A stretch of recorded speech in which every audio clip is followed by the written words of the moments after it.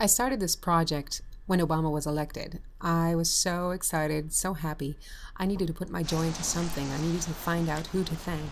And browsing, I came on the internet, I came across the Freedom Riders. I came across bus boycotters and Freedom Riders and these incredible mugshots. These were young people facing the truth and righting the wrong.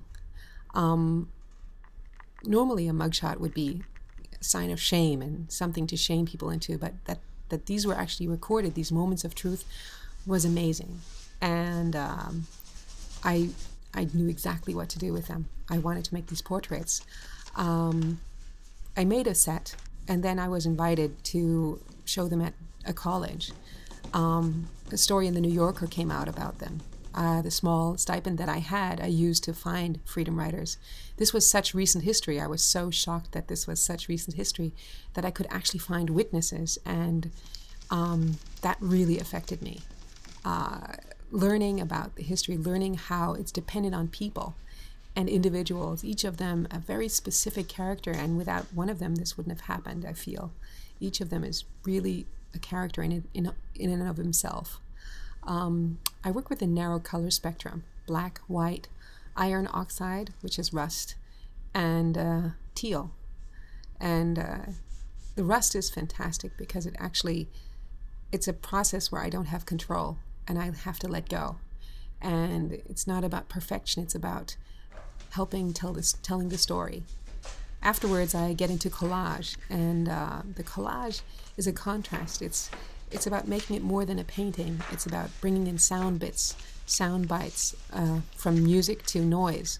Noise being the newspaper articles and also the harassing and the violence, but also the music, which was the songs that they sang, which were amazing. And that part really, really touched me, especially when one of the Freedom Riders broke out in song at the one opening at the college.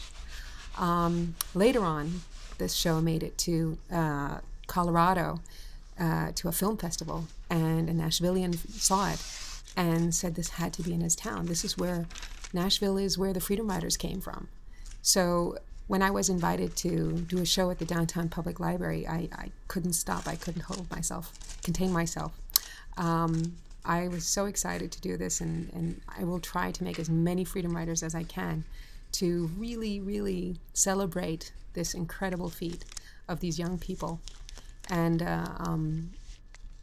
I have 200 running feet, but that's probably not even going to be enough.